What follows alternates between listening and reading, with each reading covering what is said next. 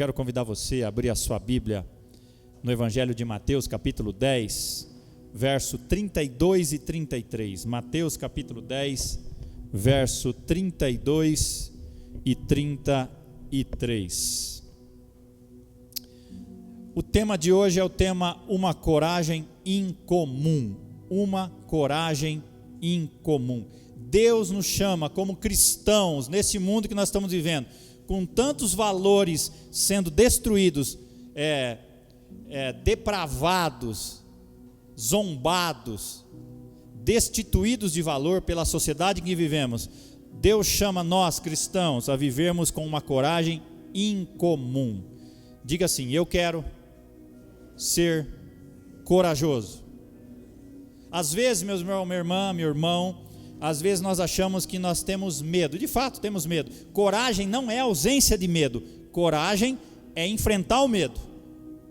É enfrentar o medo, é ir de encontro com o medo, apesar de tanto medo que nós temos. É enfrentar o medo. E Deus nos chama como cristãos a enfrentarmos o medo. Mateus 10, 32 e 33 diz assim, numa versão, Nova Versão Internacional: Quem, pois, me confessar diante dos homens, eu também o confessarei diante do meu Pai que está nos céus. Mas aquele que me negar diante dos homens, eu também o negarei diante do meu Pai que está nos céus. Numa tradução mais contemporânea, a mensagem diz assim, olha só, vamos ler juntos, se você conseguir enxergar daí? 1, 2, 3 e... Defendam-me contra a opinião do mundo, e eu os defenderei na presença do meu Pai no céu. Mas não pensem que eu vou protegê-los se vocês se acovardarem e fugirem. Olha o que o texto está dizendo: defendam-me contra a opinião do mundo. Vivemos num mundo em que as opiniões estão totalmente contrárias aos valores que nós cremos. Num mundo cheio de ideias, de crenças que vão contra a Bíblia, a palavra de Deus. Deus deseja que você e eu tenhamos uma coragem incomum.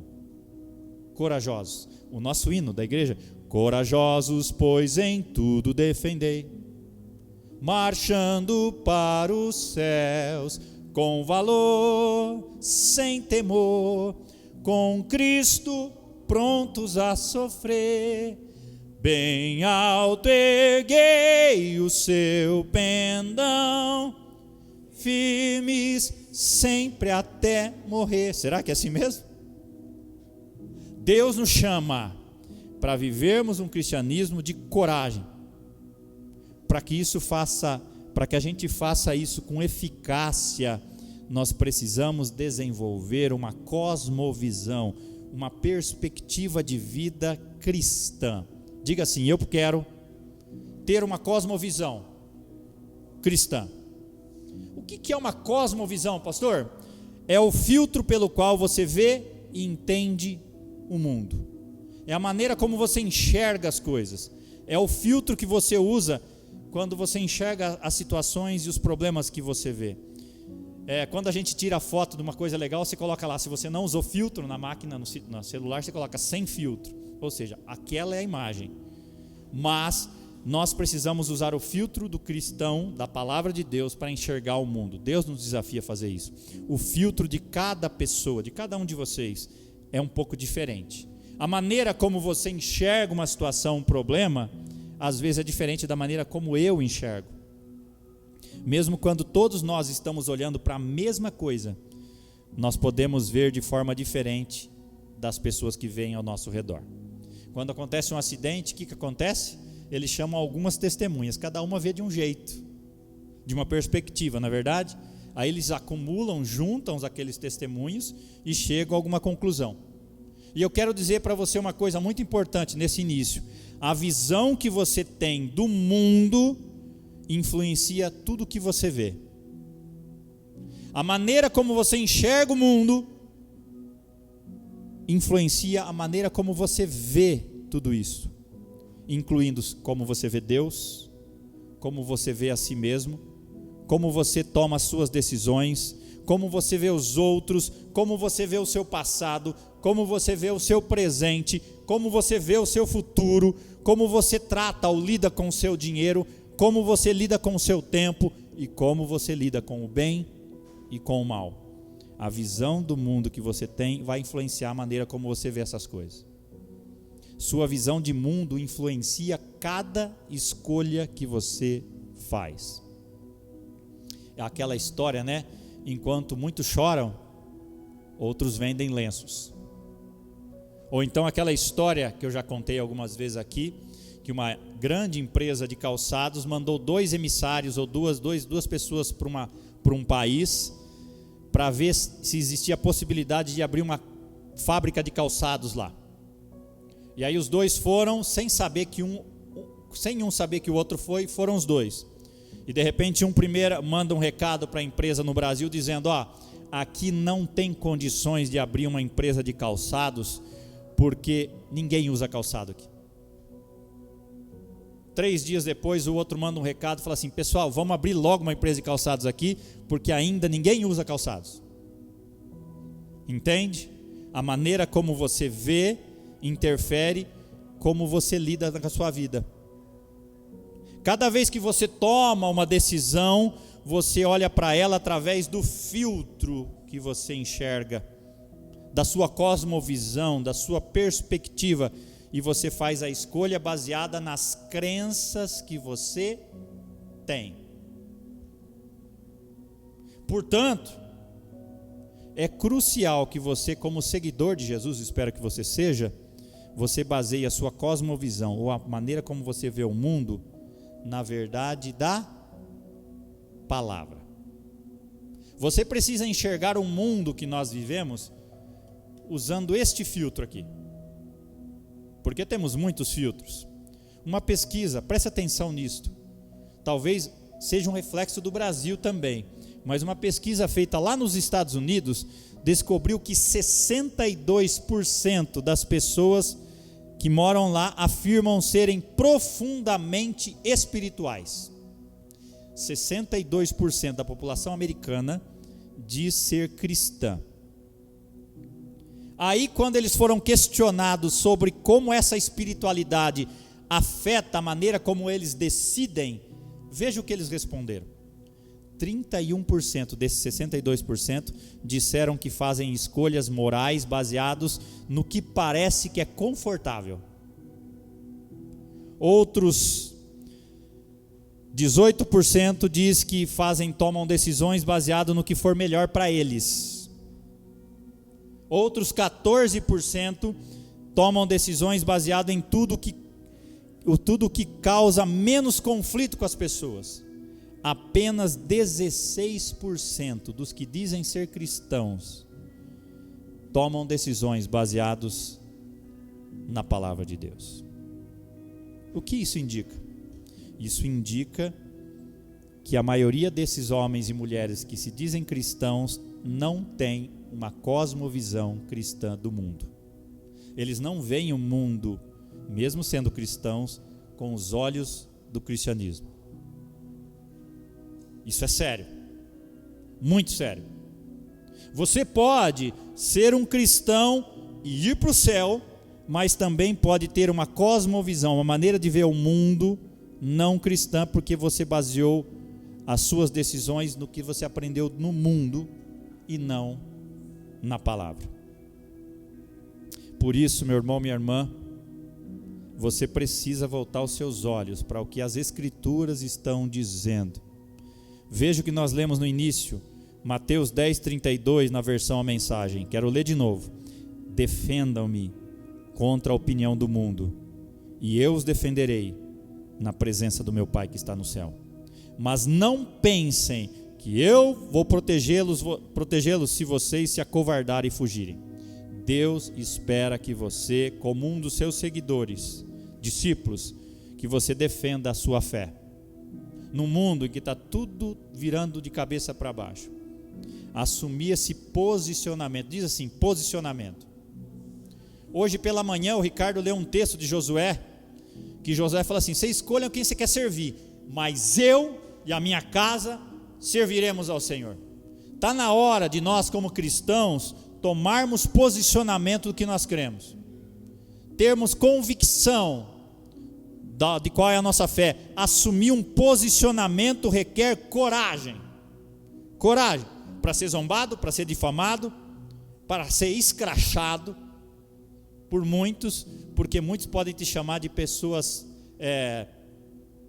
extremamente bitolados, ou conservadores cristãos, ou fundamentalistas, porque você crê em algumas coisas que o mundo está totalmente ao contrário. E eu quero que você pense, que visão de mundo você acha que as pessoas diriam que você tem? Se as pessoas olharem para você e falarem, se eu perguntasse para alguém, fulano, qual que é a visão de mundo que você acha que o Ricardo tem? O que será que elas diriam para mim? Olhando para você, o que elas diriam quando você toma as suas decisões? Que você toma decisões baseadas nos valores que você tem da Bíblia, ou você toma decisões baseadas nos valores que você recebe do mundo? O que é que está influenciando a sua visão? Para viver, meu irmão, minha irmã, com uma coragem, como título, com uma coragem fora do comum, e defender a sua fé em Cristo, você tem que esclarecer a maneira como você vê o mundo, o filtro pelo qual você enxerga o mundo. Mas existem algumas outras visões de mundo que confrontam com a visão cristã. Nós vivemos numa sociedade em que existem outras cosmovisões ou a maneira de enxergar o mundo de forma diferente. Eu quero ver com vocês 4 delas. Uma das cosmovisões que as pessoas veem o mundo é o materialismo. Olha só o que diz o materialismo. O que mais importa é o quê?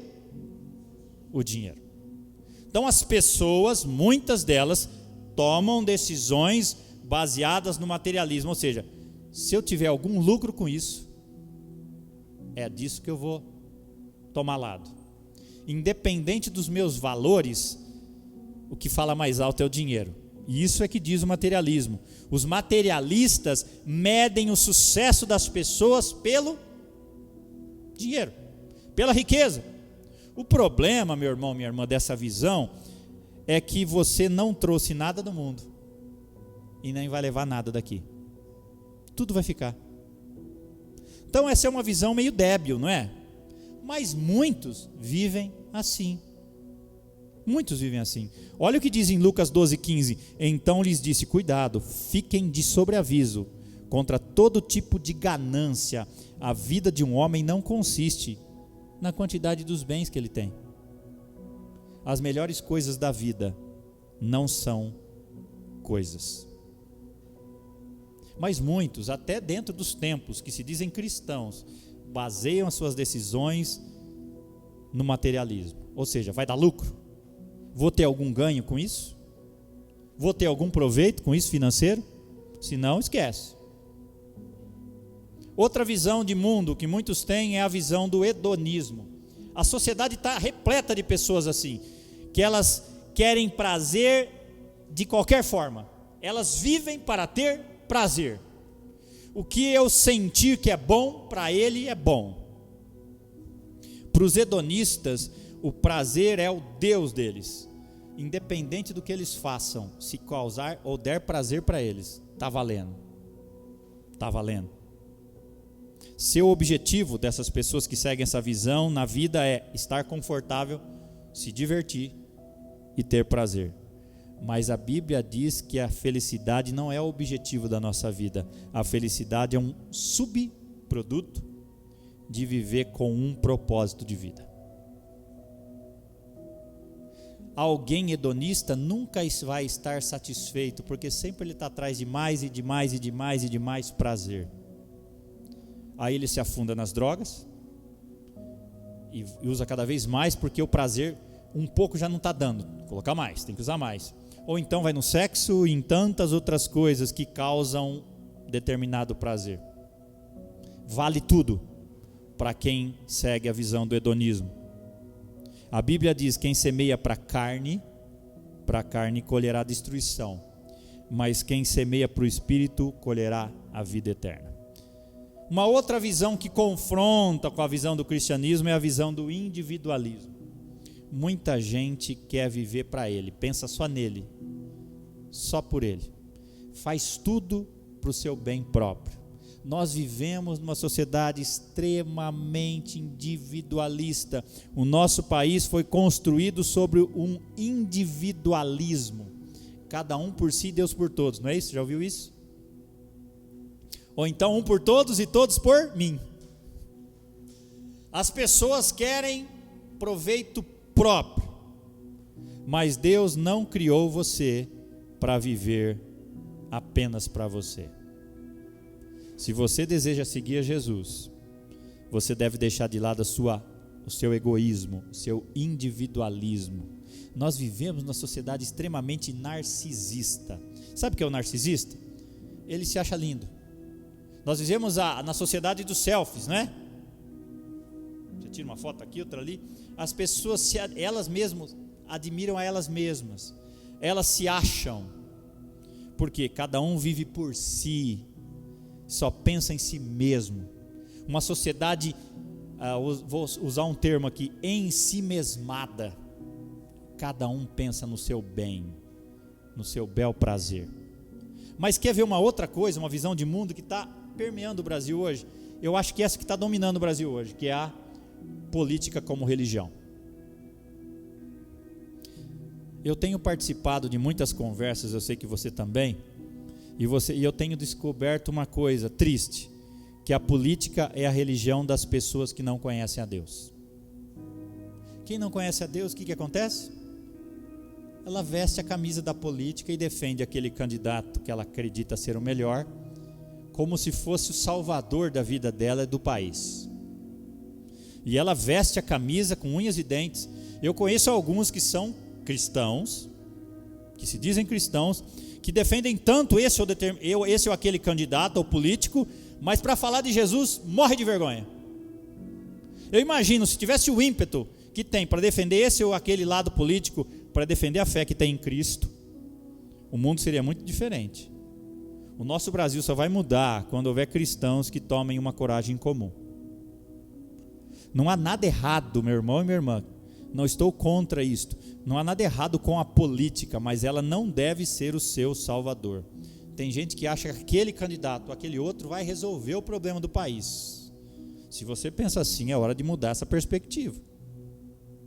Não existe salvador, homem, político.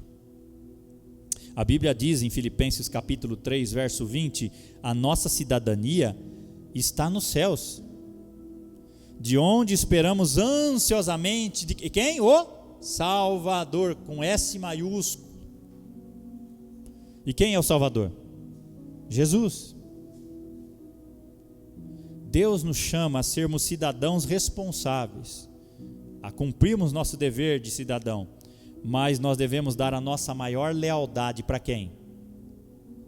Para Deus. Não ao governo, não a um partido político, ou até mesmo a uma ideologia, muito menos a um político de estimação. Tem muita gente defendendo político, eu quero dizer, pare com isso, meu irmão, minha irmã. Ele já tem bons advogados para fazer isso. Defenda a sua fé. Tenha coragem de expressar a sua fé onde você vive. Defenda a sua fé, como muitas vezes você pode estar defendendo esse ou aquele lado político. Só Jesus pode mudar uma situação. A Bíblia diz, se o meu povo, que se chama pelo meu nome, se humilhar e orar, e me buscar, e se converter dos seus maus caminhos, então eu ouvirei dos céus e sararei a sua terra. Não será políticos que vão resolver o problema do país. Só Deus pode fazer isso, a partir da igreja.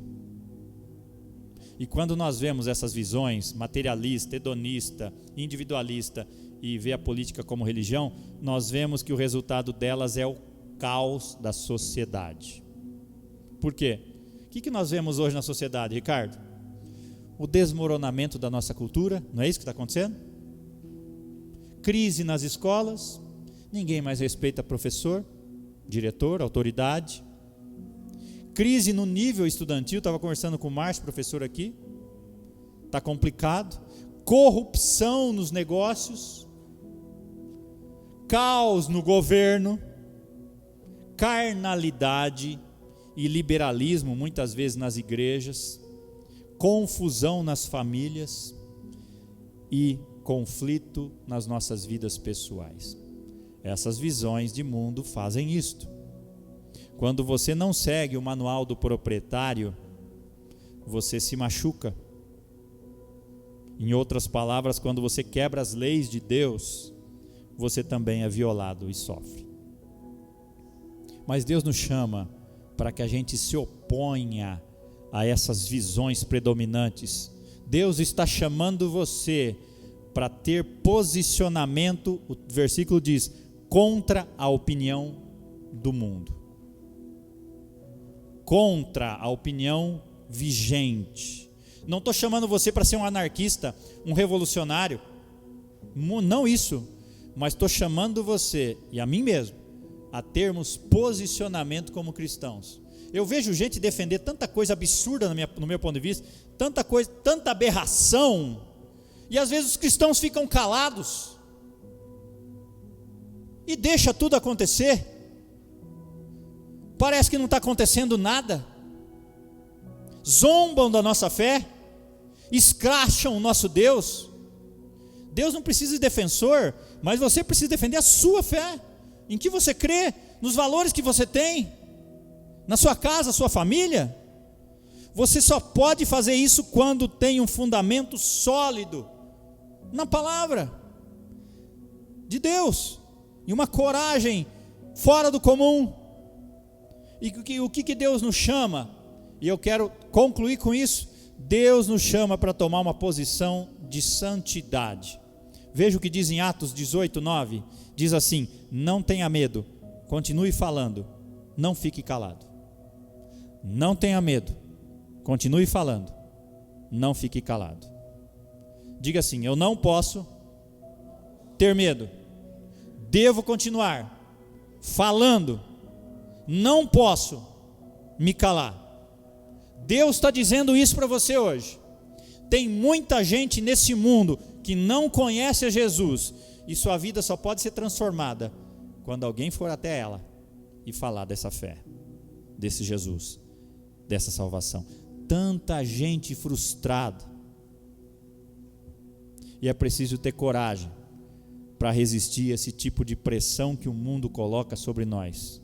Parece que nós estamos acuados, amedrontados. Há muitas partes na Bíblia com as quais as pessoas não têm problema, né? Se eu vier aqui, Ricardo, e falar assim, irmãos, ou em qualquer lugar, não só na igreja, em qualquer lugar da sociedade, como um pastor chegar, pessoal, é o seguinte, nós como cristãos defendemos que nós precisamos de ajudar os pobres, os necessitados. Ninguém vai me criticar por isso, vai? Isso é comum. São valores que outras religiões também acreditam.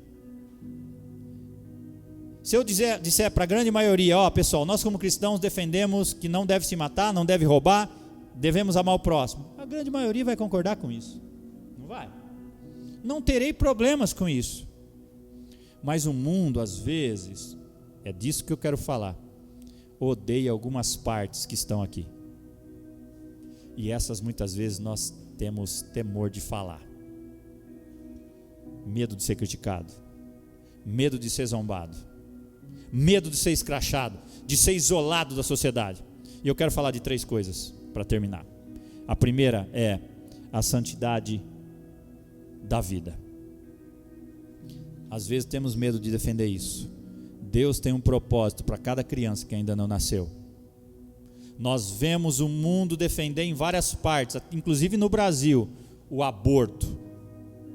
Nós como cristãos devemos nos levantar contra qualquer tipo de assassinato, porque quando uma vida é concebida dentro de uma barriga de uma mãe, ela começa a bater o coraçãozinho dela já no início, e tem gente defendendo o aborto, o assassinato de uma outra vida, crianças que estão dentro do ventre que não podem se defender.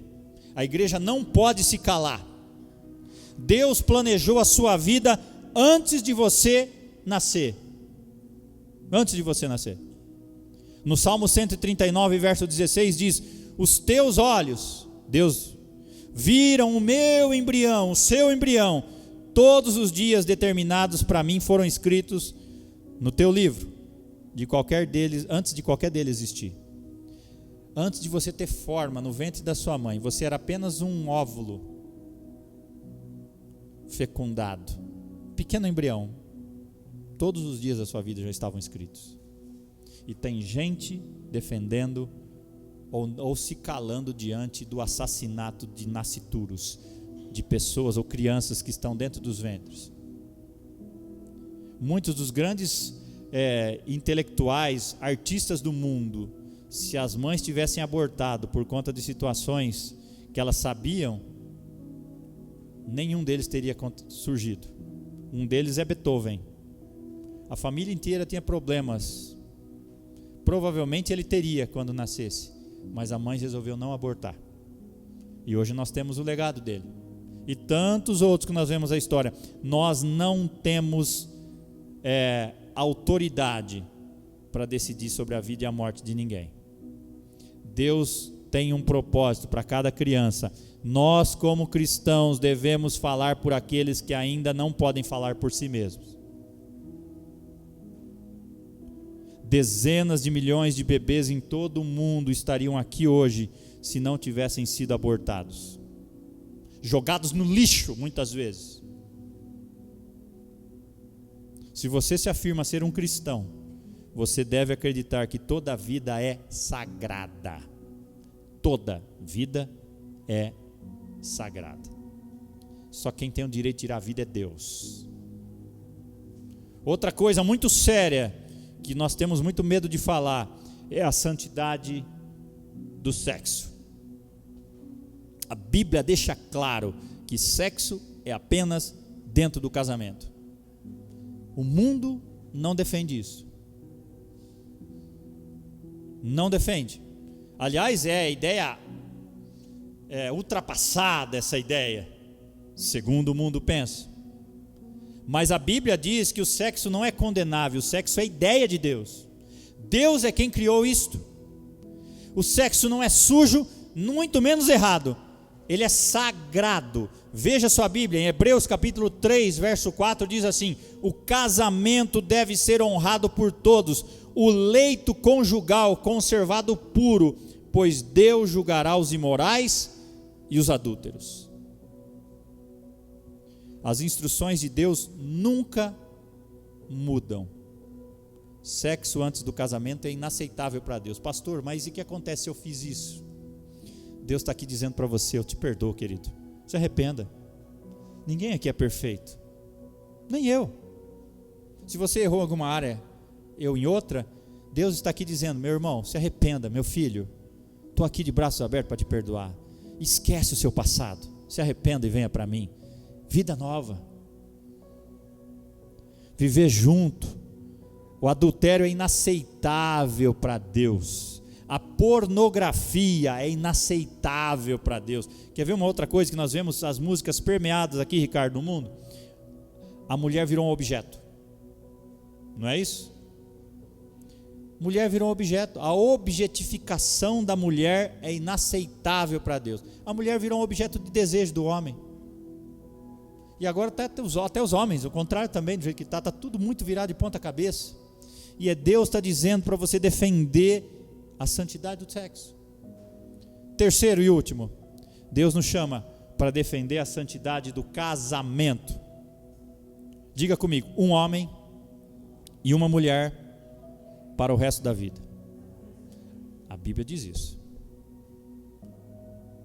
Olha o que diz lá em Mateus 19, 4 a 6. Ele respondeu: vocês não leram que no princípio o Criador os fez homem e mulher? E disse: por essa razão o homem deixa pai e mãe e se une a uma só mulher, os dois se tornam uma só carne. Assim eles já não são dois, mas uma só carne. Portanto, o que Deus uniu, ninguém separe. Estava conversando ontem na reunião dos homens.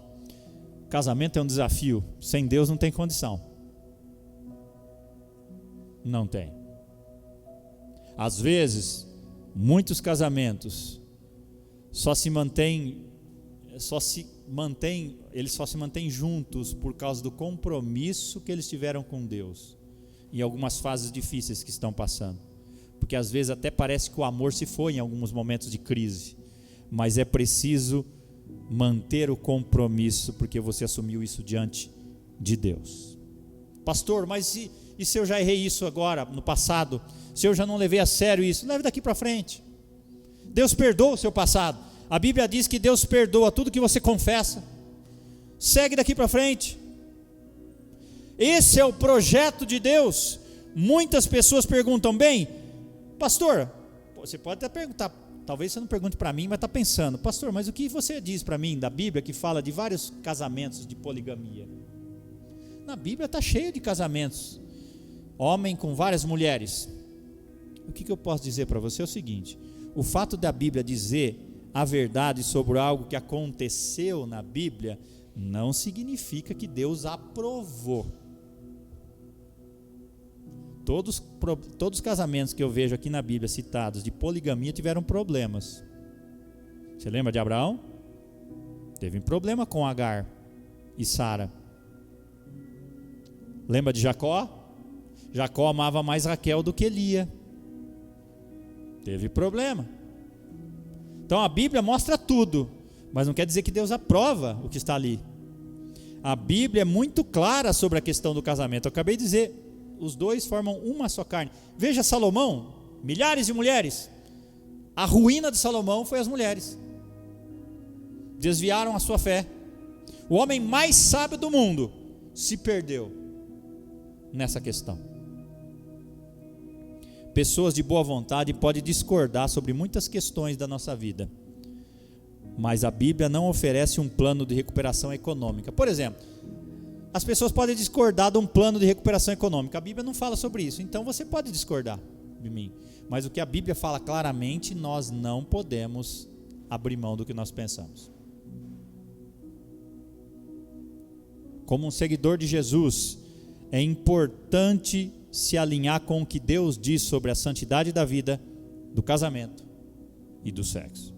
Você precisa ter coragem, na sociedade que você vive, de defender, mesmo quando isso for algo que é impopular e politicamente incorreto. Defender isso que eu acabei de dizer, no mundo que nós vivemos, é politicamente incorreto. Mas qual você prefere? Ser politicamente correto ou ser biblicamente correto? Eu vou um dia prestar contas diante de Deus, você também. Quando foi a última vez que você falou em nome de Jesus em uma conversa sobre santidade de vida, de sexo ou de casamento? Como você pode se preparar melhor para ter conversa eficaz sobre essas situações todas? Se você já errou numa dessas três áreas, no casamento, no sexo, ou então, qual foi a primeira coisa que eu falei? Vida. Você defendeu uma causa do aborto. Deus está dizendo para você hoje: eu estou pronto para te perdoar. Comece de novo. Esqueça o seu passado. Talvez você tenha feito alguma situação dessas, e Deus está dizendo: não importa o que você já fez, ou onde você esteve, eu estou disposto a te perdoar. Começar de novo. O caminho da cura começa pelo arrependimento. Você deve saber de cor 1 João 1,9. Se confessarmos os nossos pecados, Ele é fiel e justo para nos perdoar e nos purificar de toda injustiça. Concluo com duas coisas que você precisa para ter uma coragem incomum. A primeira, você precisa aceitar a palavra de Deus como a sua autoridade. Ela deve ter a primeira e a última palavra nas suas decisões. Ela é a única fonte da verdade. Num mundo que as verdades já não são mais absolutas, nós temos uma única verdade que não muda. E para ser um homem ou uma mulher de coragem, você precisa construir sua vida sobre uma rocha que nunca muda, a palavra de Deus. Não sobre a opinião do povo, que de repente hoje é uma, amanhã é outra. Por isso que esse ditado popular que diz que a voz do povo é a voz de Deus é uma coisa totalmente errada. Hebreus 6,18 diz: para que por meio de duas coisas imutáveis, nas quais é impossível que Deus minta, sejamos firmemente encorajados. Nós que nos refugiamos nele para tomar posse da esperança, a nós propostas. Nós temos uma verdade inabalável, imutável, que muda vidas até hoje. Você deve construir sua vida com base na palavra de Deus, não na opinião do mundo. Eu digo coisas impopulares o tempo todo, como pastor. Por quê? Porque eu temo desagradar a Deus mais do que ser rejeitado pelas pessoas. A quem você quer agradar? Você às vezes poupa de falar algumas verdades para que você tenha medo de desagradar as pessoas? Um dia você vai prestar contas de tudo que você está falando, ou deixando de falar. Se você não sabe no que você acredita, precisa descobrir conhecendo a Bíblia. E a igreja é um lugar essencial para você aprender isso. Nós temos as escolas bíblicas aqui, onde nós aprendemos a palavra, as verdades de Deus para a nossa vida. E a segunda coisa, além de você aceitar a palavra de Deus como sua autoridade, você precisa passar por um tempo diário com Jesus. Você precisa ter um tempo com Deus, todo dia. Quanto mais tempo você tiver com Jesus em oração, menos vai se intimidar com a opinião dos outros. Quanto mais íntimo de Deus você está, menos medo você tem de enfrentar suas lutas. Isso já era verdade na época de Jesus. Olha o que diz Atos 4,13. Você, vendo a coragem de Pedro e de João, e percebendo que eram homens comuns e sem instrução, ficaram admirados e reconheceram que eles haviam estado com Jesus. Por quê? Eram homens iletrados, comuns, mas eles tinham autoridade. Por quê? Porque eles estavam com Jesus todos os dias. E a minha pergunta é a seguinte: você quer ter essa coragem incomum de defender a sua fé onde você estiver? De não ter vergonha? Como Paulo disse, e eu não me envergonho do Evangelho, porque ele é poder.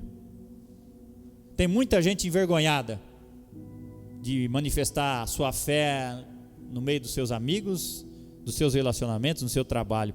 E Deus está dizendo para você hoje: eu não tive vergonha de você naquela cruz. Aliás, eu me fiz vergonha, eu me fiz maldição naquela cruz por causa de você. E eu quero te dar uma coragem que ninguém vai ficar sem perceber. E eu quero desafiar você, se você quer essa coragem, a fazer essa oração comigo agora. Quem aqui quer essa coragem? Levanta a sua mão, para defender a sua fé. Fique em pé. Quero convidar você a orar comigo essa oração. Repita comigo: Deus, eu quero ser uma pessoa de coragem. Eu quero viver para agradar a Ti e não as outras pessoas. Eu quero construir a minha vida sob uma visão bíblica e defender a minha fé com coragem. Eu assumo, Senhor, esses dois compromissos hoje. Primeiro, eu aceito a Sua palavra como a minha autoridade. Ela é uma base sólida para a minha vida. Em segundo, Senhor, eu quero passar mais tempo a sós contigo todos os dias. Eu quero te conhecer pessoalmente. Eu quero estar tão cheio de alegria e coragem que as pessoas vão dizer: essa pessoa esteve com Jesus. Eu te peço que me ajude a não ter medo da verdade. E em Teu nome eu oro. Amém.